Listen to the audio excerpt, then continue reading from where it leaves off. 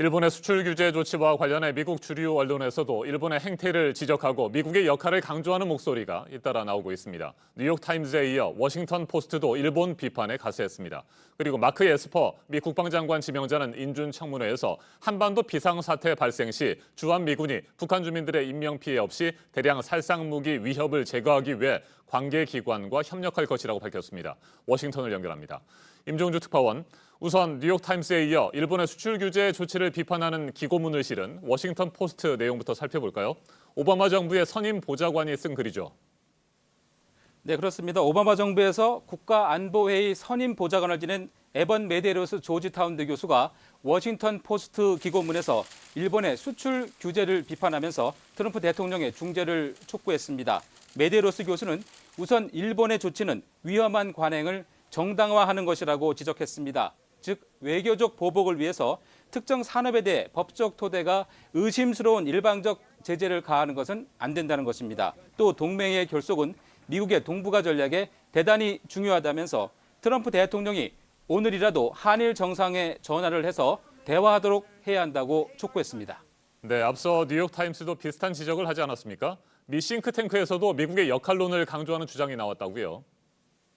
네, 뉴욕타임스가 어제 자유무역을 옹호하던 아베 총리가 이틀 만에 자유무역에 타격을 가한 세계 지도자가 됐다고 꼬집은 바가 있습니다. 또 미국의 싱크탱크인 전략국제문제연구소 존 햄리 소장이 한일 갈등 상황에 심각한 우려를 표명하면서 미국 정부가 도움이 돼야 한다며 미국 역할론을 강조했습니다. 직접 들어보겠습니다. It's really worrisome. It's a very serious issue because both Korea and Japan are important allies of the United States. I do think that the U.S. government should be helpful. There are some ideas that could be developed. 이 같은 일련의 반응은 일본의 일방적 조치가 미국 사회에 미치는 영향이 그만큼 심각하다는 것을 주류 사회도 인식하고 있다는 방증으로 보입니다. 자, 그리고 또 하나 중요하게 짚어볼 발언들이 있습니다. 마크 에스퍼 미 국방장관 지명자에 대한 상원 군사위원회 인준 청문회가 열렸는데 한반도 비상사태에 대비한 주한미군의 이른바 컨틴전시 플랜과 관련한 언급이 있었죠. 네, 에스퍼 국방장관 지명자가 청문회 서면 답변서에 언급한 내용인데요. 에스퍼 지명자는 주한미군이 비상사태가 발생하면 북한 내 대량 살상 무기의 위협을 줄일 수 있는 능력을 향상시키고 있는 것으로 이해하고 있다고 답변했습니다. 또 북한 주민에 대한 영향 없이 그 위협을 제거하기 위한 정보를 취득하기 위해 관련 기관과 협력해 나가겠다고도 밝혔습니다. 트럼프 행정부의 접속탄 사용 금지 정책과 관련해선 군사 기획자들이 활용 가능성에 대한 계획을 세울지 모른다면서 가능성을 열어두는 듯한 답변을 내놨습니다.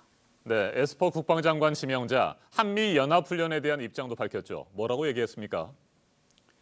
네, 에스퍼 지명자는 연합훈련은 주한미군의 군사적 대비 태세를 유지하기 위해 필수적이라고 답변했습니다. 이 서면 답변은 북한이 한미 연합훈련을 언급하면서 북미 실무 협상에 영향을 주게 될 것이라고 압박하고 나선 와중에 나온 것이어서 주목됩니다.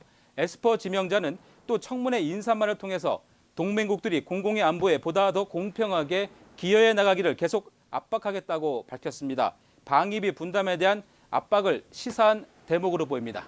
지금까지 워싱턴에서 JTBC 임종주입니다.